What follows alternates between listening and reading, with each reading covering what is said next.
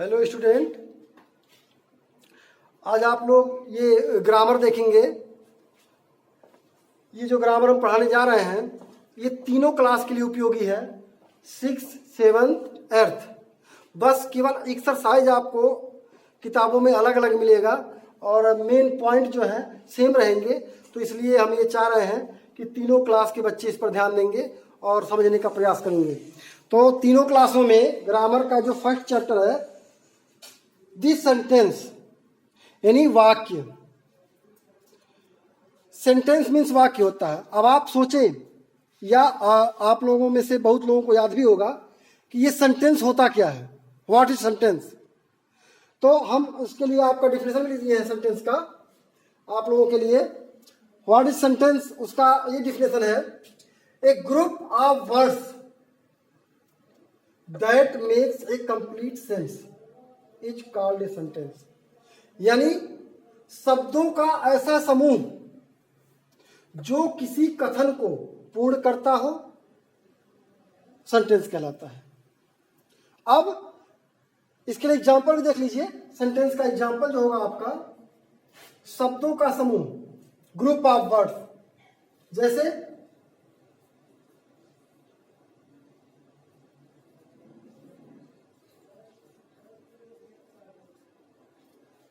He is a doctor,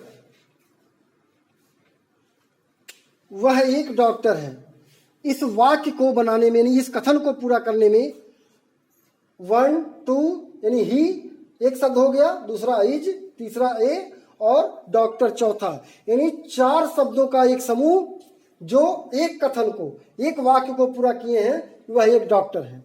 तो इस प्रकार से ग्रुप ऑफ वर्ड्स को जो सेंस बनाए, जो किसी सेंस को कंप्लीट करे, अगर सेंस कंप्लीट नहीं हो रहा है, उसका कोई मतलब नहीं निकल रहा है, तो सेंटेंस में नहीं आएगा। ये हो गया आपका सेंटेंस। अब आप आगे देखें, याद क्या करना है आपको, काइंड्स ऑफ सेंटेंस। सेंटेंस कितने प्रकार के होते हैं, तो इसमें भी देखिए, पहला है असर्टिव सेंटेंस। असर्टिव सेंटेंस 2 प्रकार का होता है। एक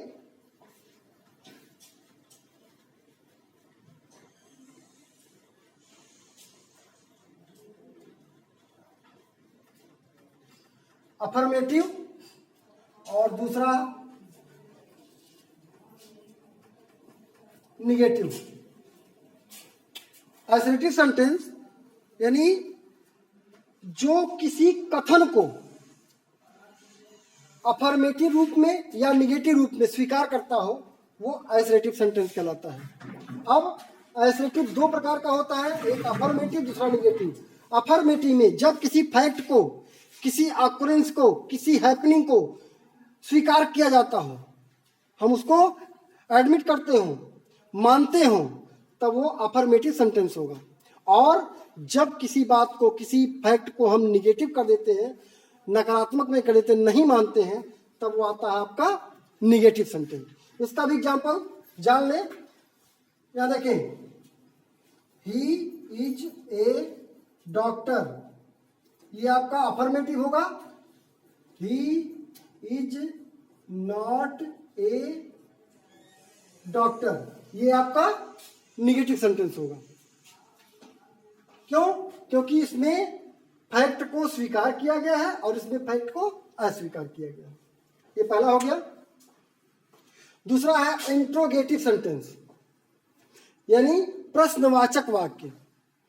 कुछ सेंटेंस ऐसे होते हैं जो किसी फैक्ट को स्वीकार या अस्वीकार नहीं करते, बल्कि क्वेश्चन पूछते हैं, प्रश्न पूछते हैं। तो जिन वाक्यों में प्रश्न पूछने का काम होता है या जिन वाक्यों से हम प्रश्न पूछते हैं, वो इंट्रोगेटिव सेंटेंस कहलाता है। इसका एग्जांपल देख लें। जैसे आप क्लास में होते हैं, तो मान लीजिए फर्स्ट डे आप क्लास में आए या स्कूल खुलने के बाद जब आप क्लास में प्रवेश करते हैं, तो टीचर सबसे पहले पूछ सकते हैं, या कोई नया टीचर आए तब भी आपसे पूछते हैं व्हाट इज योर नेम। जिनको आपका नाम नहीं पता होता है तो आपसे क्वेश्चन डालते हैं व्हाट इज योर नेम, यानी आपका नाम क्या है।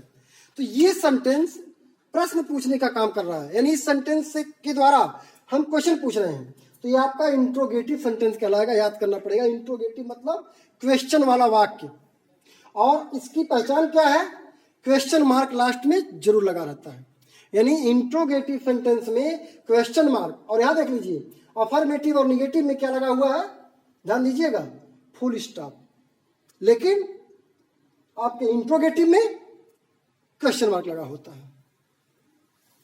अगला क्या है, अगला है इंपरेटिव सेंटेंस। इंपरेटिव सेंटेंस क्या है, कुछ सेंटेंस ऐसे होते हैं जिसमें ऑर्डर दिया जाता है, एडवाइस किया जाता है, या कमांड में उसको बताया जाता है। ऐसे वाक्यों को जिसमें ऑर्डर, एडवाइस या प्रे टाइप का, उसको हम इंपरेटिव सेंटेंस कहते हैं। जैसे कभी कभार आप क्लास में होते हैं और अगर आप शरारत करते हैं तो आपसे कहा जाता है स्टैंड अप, यानी खड़े हो जाओ। फिर आपसे आगे भी बोल दिया जाता है गेट आउट, यानी बाहर निकल जाओ। तो ये दोनों वाक्य, ये एक वाक्य है, ये दूसरा वाक्य है। स्टैंड अप और गेट आउट ये ऑर्डर के वाक्य हैं, आपको आदेश दिया जा रहा है, तो ये आपका इंपरेटिव सेंटेंस में आता है। इंपरेटिव सेंटेंस की खास पहचान यही है कि उसके वाक्य जो है वर्ब से स्टार्ट होते हैं, क्रिया से। ये इंपरेटिव सेंटेंस की पहचान है। अगला है एक्सक्लेमेटरी सेंटेंस।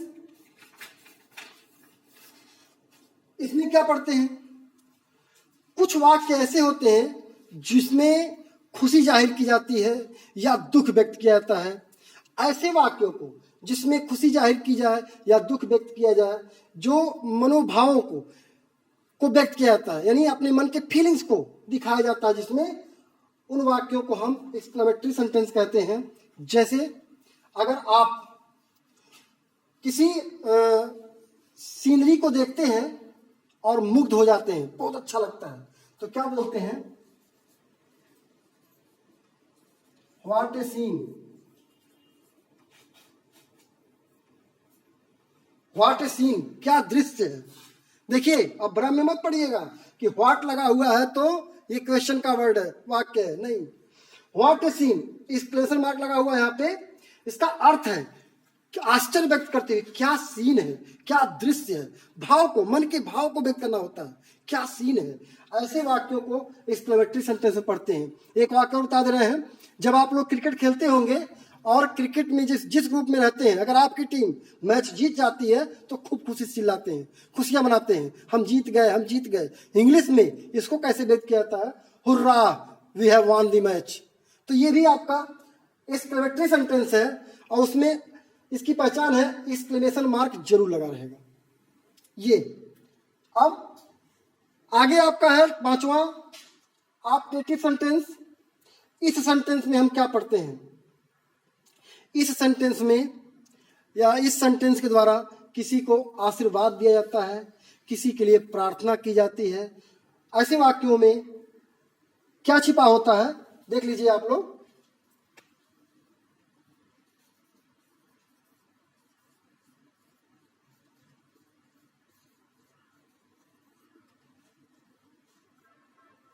ये आपको आशीर्वाद दिया गया है, मे यू लिव लॉन्ग, इसका अर्थ होता है आप चिरंजीवी हो, मतलब आपकी आयु अधिक हो, इसका अर्थ होता है। इसमें भी ये मार्क लगता है, याद रखिएगा, एक्सक्लेमेशन मार्क इसमें भी लगता है, लेकिन पहचान इसकी इसके भाव के अनुसार होती है। इसके अर्थ को जब हम पढ़ेंगे, समझेंगे, जो फीलिंग मन से निकलती है, हार्ट से जो फीलिंग होती है, उस फीलिंग को समझते हुए हम वाक्यों को में डिफरेंट करते हैं, अंतर पहचानते हैं कि कौन एक्सक्लेमेटरी सेंटेंस है और कौन ऑप्टेटिव सेंटेंस है। तो इसको आप पहले बुक निकाल के गहराई से अध्ययन करिएगा, पढ़िएगा, सबका डेफिनेशन भी अलग अलग आपको मिलेगा। हम एक एग्जाम्पल दिए हैं, एक एक, उसमें दो दो तीन तीन चार चार एग्जाम्पल्स मिलेंगे, तो वो आप पढ़ेंगे तो आपको ज़्यादा समझ में आएगा। तो आज के लिए 6, 7, 8 के लिए बस इस वीडियो में इतना ही, और बाकी जो पोर्शन बचा है वो आपको अगली वीडियो में समझा देंगे। धन्यवाद।